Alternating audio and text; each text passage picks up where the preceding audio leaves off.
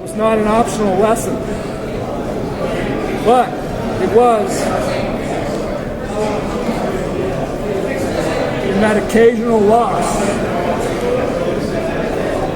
that you definitely did not want to be within 20 miles of it. Hell no! Hell freaking no, you did not want to be around Lyle Thomas in a loss. I love you, Coach. Thank you for showing me the light. Thank you.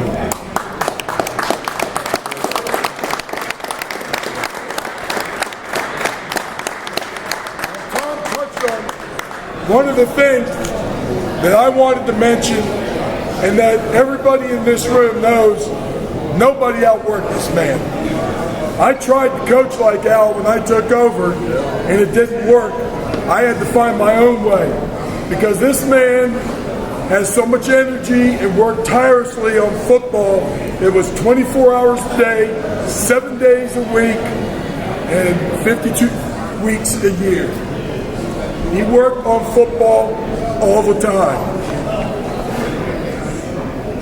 Speaking of the watch, you all have to remember what good shape his hat was in, right? One of the finest looking hats of all time.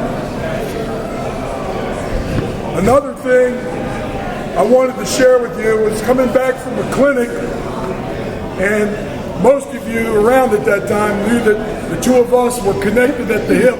Where Al was, I was 2 steps behind, and Tom Angel and I were the ones that started painting the stadium yellow, the railings and stuff, and putting flags up and making Seneca the very special place that it became. And we were at a clinic. Of course, I was with Al. We were coming back, and I was asking Al, well, what do you think of all the stuff that I've done? And I was expecting all this warm, fuzzy, you are awesome stuff. And you all are old enough to know, don't ask a question unless you're ready for the response. And he spent about 15 seconds on the things that I did well, and a good 5 minutes on the things that I needed to get better at. But what I'm trying to share with you all now is it takes time to get good at things, and you got to be open and willing to take the advice of people that are more experienced and wiser. And if it hadn't been for people like Al, I would have never been able to have the career that I had, and I know each and every person in this room feels the same way. And the last thing I wanted to talk about, it's been written about numerous times in the local papers, but can we have a hand raise of all the people that have coached football that come out of the coaching tree that goes back to John Harville, but really comes from this man right here? How many of you guys in this room have coached because either with or because of the man that we're celebrating today? I think that speaks volumes.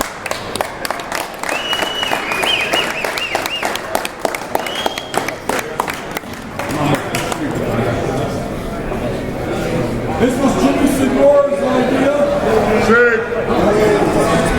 Wow. Jim Segura has been coming by, and we've been having lunch together for about a year, and we got to talking and said that we wanted to provide this opportunity for all you guys to come by and have a chance to visit with Al. And Jimmy came up with this idea.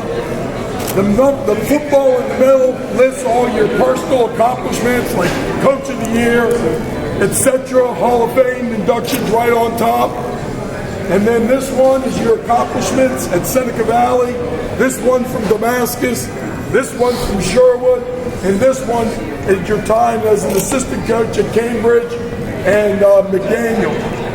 Yeah, I think I got them all, didn't I? Oh, Gaithersburg. As assistant at Gaithersburg. So I think this came out beautifully, and that's all I've got to say. Stick around as long as you can. If you haven't had a chance to talk to Al, get on over here. I want to say something before we break up. As many of you know, about 6-7 years ago, I got hit with cancer, and it went pretty good. And then about a year ago, I started to lose the fight a little bit. And I'm at a point now where some of it is up here, and so most of you, I couldn't remember your names. It doesn't mean I just can't remember. So I wanted to make sure everybody knew that. Once we talked and we talked about what happened, I remembered it all. And I mean, like the stories, like I didn't know until I had lunch with Jimmy Signora here a couple weeks ago, and he tells me this story. Do you remember this story? I said, no, I don't remember. But after a game, he gets on the bus with a goddamn can of beer. Yeah, right, Jim? Yeah. Yeah. But I caught him. And the last thing I was If telling. anybody can sniff out a can of beer. But the last thing I want to tell you is, I think I was at Seneca Valley, and we had won our first 2 state championships back to back. And right after that, my high school was having a big reunion that winter. So I took my wife Sally to the reunion. I really wanted to see my high school coach, you know, because probably next to my dad, he was probably the most influential person in my life. So we got up there, and I hadn't seen him for 20 years.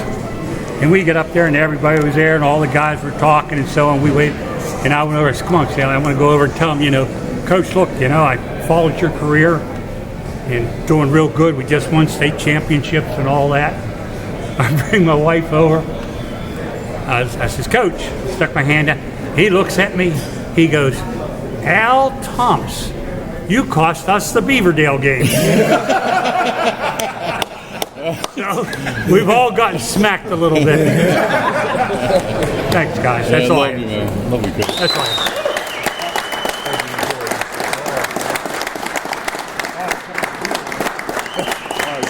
Shot time. No shot time. No. No.